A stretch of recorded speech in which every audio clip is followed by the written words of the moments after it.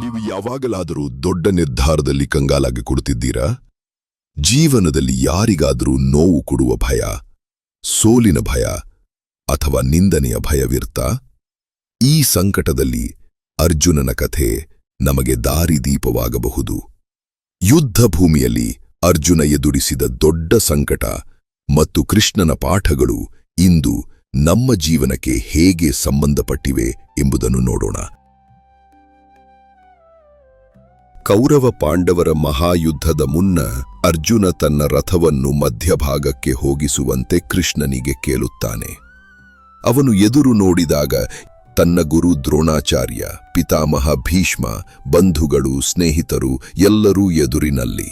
ಅರ್ಜುನ ಕಂಗಾಲಾಗಿ ಭಯದಿಂದ, ಸಂಕಟದಿಂದ ತುಂಬಿ ಹೋಗುತ್ತಾನೆ. ಅವನು ತನ್ನ ಬಿಲ್ಲನ್ನು ಬಿಟ್ಟು ಕೃಷ್ಣನಿಗೆ ಕಿಳುತ್ತಾನೆ. ಹೇ ಮಾಧವ, ನ ಚ ಶಕ್ನೋಮಿ ಅವಸ್ಥಾತುಂ ಬ್ರಹ್ಮತೀವ ಚ ಮೇ ಮನಃ ನಿಮಿತಾನಿ ಚ ಪಶ್ಯಾಮಿ ವಿಪರೀತಾನಿ ಕೇಶವ. ನನಗೆ ನಿಲ್ಲಲು ಸಾಧ್ಯವಾಗುತ್ತಿಲ್ಲ, ನನ್ನ ಮನಸ್ಸು ಸಂಪೂರ್ಣ ಗೊಂದಲದಲ್ಲಿ ಇದೆ. ಅರ್ಜುನ ತೀವ್ರ ಶೋಕದಲ್ಲಿ ಮುಳುಗಿದನು. ಅವನ ಕೈಗಳ ಕೈಪಿಡಿ ಜಾರಿಬಿಟ್ಟಿತು. ಎಡವಟ್ಟು, ದ್ವಂದ್ವ, ಭಯ ಅವನನ್ನು ಸಂಪೂರ್ಣವಾಗಿ ಹಿಡಿದುಕೊಂಡವು. ನಮ್ಮ ಜೀವನದಲ್ಲಿಯೂ ಇದೇ ಆಗುತ್ತದೆ. ದೊಡ್ಡ ಪರೀಕ್ಷೆಯ ಮುನ್ನ, ವ್ಯಾಪಾರದ ನಿರ್ಧಾರ ತೆಗೆದುಕೊಳ್ಳುವಾಗ, ಕುಟುಂಬದ ಜವಾಬ್ದಾರಿಗಳಲ್ಲಿ ನಾವು ಅದೆಷ್ಟು ಬಾರಿ ಸಂಕಟಕ್ಕೆ ಒಳಗಾಗುತ್ತೇವೆ. ನಮ್ಮ ಕಳವಳ ಏನೆಂದರೆ ಫಲದ ಬಗ್ಗೆ ಭಯ. ಸೋಲುತ್ತೇವೋ, ತೀರಾ ತೀರ್ಮಾನ ತಪ್ಪಿದೆಯೋ, ಮನೆಯವರ ಮೇಲೆ ಪರಿಣಾಮ ಬೀರುವುದೋ, ಸಮಾಜ ಏನು ಹೇಳುತ್ತೆ. ನಮ್ಮೊಳಗಿನ ಅರ್ಜುನ ಕೂಡ ಆತಂಕದಲ್ಲಿ ಮುಳುಗುತ್ತಾನೆ. ಆ ಸಮಯದಲ್ಲಿ ಕೃಷ್ಣನು ಅರ್ಜುನನನ್ನು ನೋಡುತ್ತಾನೆ ಮತ್ತು ನಗುತ್ತಾನೆ. ಅರ್ಜುನನ ಮೌಢ್ಯವನ್ನು ಪರಿಹರಿಸಲು ಅವನು ಆರಂಭಿಸುತ್ತಾನೆ. ಹೇ ಪಾರ್ಥ, ಕ್ಲೈಬ್ಯಂ ಮಾಸ್ಮಗಮ ಪಾರ್ಥ, ನೈತತ್ವಯುಪಪದ್ಯತೆ, ಕ್ಷುದ್ರಂ ಹೃದಯ ದೌರ್ಬಲ್ಯಂ ತ್ಯಕ್ತ್ವೋತ್ತಿಷ್ಠ ಪರಂತಪ. ಅರ್ಥಾತ್, ಹೆದರಬೇಡ ಪಾರ್ಥ, ಇದು ನಿನಗೆ ಸಮಂಜಸವಲ್ಲ. ಓ ಪಾರ್ಥ, ನಿನಗೆ ಈ ಹೇಡಿತನವು ಸರಿಯಲ್ಲ. ಇದು ನಿನ್ನಂಥವರಿಗೆ ಯೋಗ್ಯವಲ್ಲ. ಹೃದಯದ ಕ್ಷುದ್ರ ದೌರ್ಬಲ್ಯವನ್ನು ತ್ಯಜಿಸಿ ಶತ್ರುಗಳಿಗೆ ತೋರುವ ತಪವನ್ನು ಸಾಧಿಸು. ಶೂರತನ ಹೊಂದು ಪಾರ್ಥ.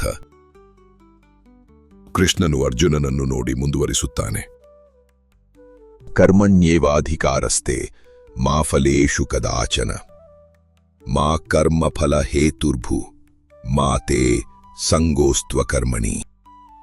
ಅರ್ಥಾತ್, ಓ ಪಾರ್ಥ, ನಿನಗೆ ಕರ್ಮ ಕಾರ್ಯ ಮಾಡುವ ಹಕ್ಕು ಇದ್ದದ್ದು ಮಾತ್ರ. ಫಲದ ಮೇಲೆ ಎಂದಿಗೂ ಹಕ್ಕಿಲ್ಲ. ನೀನು ಕರ್ಮದ ಫಲಕ್ಕಾಗಿ ಕೆಲಸ ಮಾಡಬೇಡ. ಕೇವಲ ಕರ್ಮದಲ್ಲಿ ನಂಬಿಕೆ ಇಡು, ಫಲದ ಮೇಲೆ ಅಲ್ಲ. ಹೇ ಪಾರ್ಥ, ನೀನು ನಿನ್ನ ಕರ್ತವ್ಯವನ್ನು ನಿಷ್ಠೆಯಿಂದ ಮಾಡು. ಅದರ ಫಲವನ್ನು ನನಗೆ ಬಿಡು. ಯಶಸ್ಸು ಬಂದಾಗ ದುರಹಂಕಾರ ಬೇಡ. ವಿಫಲತೆಯಲ್ಲಿ ಕುಗ್ಗಿಬಿಡಬೇಡ. ವಿಜಯವೋ ಅಥವಾ ಸೋಲೋ ಬಂದಾಗಲೂ ಸಮಬುದ್ಧಿಯನ್ನು ಹೊಂದು. ಈ ಸ್ಥಿತಿಯಲ್ಲಿ ನೀನು ಶಾಂತಿ ಮತ್ತು ತೃಪ್ತಿಯನ್ನು ಪಡೆಯುವೆ. ಯಾವಾಗಲೂ ಸ್ಥಿರ ಮನಸ್ಸನ್ನು ಹೊಂದಿ ನಿನ್ನ ಕರ್ತವ್ಯವನ್ನು ಮಾಡು. ಅದರ ಫಲಾನುಫಲ ನನಗೆ ಬಿಡು. ನಾವು ಕೆಲಸ ಮಾಡುವಾಗ ಫಲದ ಬಗ್ಗೆ ಹೆಚ್ಚು ಮಹತ್ವ ಕೊಡುತ್ತೇವೆ. ಈ ಫಲದ ಆಸೆಯು ನಮಗೆ ಬೇಡಿಕೆ, ಕೋಪ, ಅಸಂತೋಷ ಎಲ್ಲವನ್ನೂ ತರುತ್ತದೆ. ನಾವು ನಮ್ಮ ಕರ್ತವ್ಯವನ್ನು ನಿಷ್ಠೆಯಿಂದ ಮಾಡಿದಾಗ ಮಾತ್ರ ಮನಸ್ಸಿಗೆ ಶಾಂತಿ ಸಿಗುವುದು. ಅದನ್ನು ನಾವು ನಿಷ್ಕಾಮ ಕರ್ಮ ಎಂದು ಕರೆಯುತ್ತೇವೆ. ಒಬ್ಬ ಕೃಷಿಕನು ಹೊಲದಲ್ಲಿ ಬಿತ್ತನೆ ಮಾಡುತ್ತಾನೆ. ಅವನು ಬಿತ್ತಲು, ನೀರು ಹಾಕಲು, ರಕ್ಷಣೆಗೆ ನಿಖರವಾಗಿ ಕೆಲಸ ಮಾಡಬಹುದು. ಆದರೆ ಬೀಜ ಬೆಳೆದು ಬರುವುದನ್ನು ಅವನು ನಿಯಂತ್ರಿಸಲಾರ. ಅವನು ತನ್ನ ಶ್ರಮವನ್ನು ಮಾಡಬೇಕು, ಆದರೆ ಫಲವನ್ನು ಪ್ರಕೃತಿ ಮತ್ತು ದೈವದ ಮೇಲೆ ಬಿಟ್ಟು ಬಿಡಬೇಕು.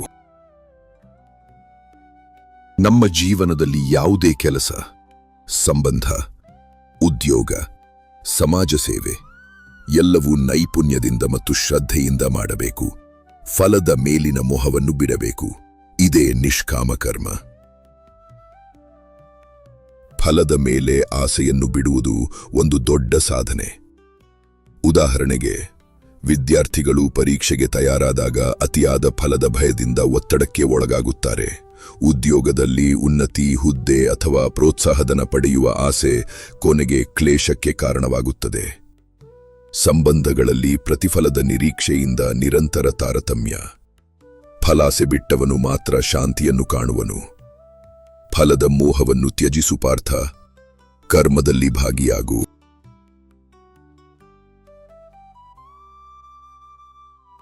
ಈ ಪಾಠವನ್ನು ಅನುಸರಿಸಿದರೆ ಜೀವನದಲ್ಲಿ ಅಚಲ ಶಾಂತಿಯನ್ನು ಅನುಭವಿಸಬಹುದು. ಹೊರಗಿನ ಗೆಲುವು ಸೋಲುಗಳಿಂದ ದೂರ ನಿಂತು ಒಳಗಿನ ಶಕ್ತಿಯನ್ನು ಕಟ್ಟಿಕೊಳ್ಳಬಹುದು. ಈ ಪಾಠವು ಮನಸ್ಸಿಗೆ ಶಾಂತಿ ತಂದಿದ್ದರೆ ನಿಮ್ಮ ಅನುಭವವನ್ನು ಹಂಚಿಕೊಳ್ಳಿ. ಇಂತಹ ಮತ್ತಷ್ಟು ಪಾಠಗಳಿಗಾಗಿ ನಮ್ಮ ಜ್ಞಾನಯಾನದಲ್ಲಿ ಸೇರಿ. ಹರೇ ಕೃಷ್ಣ.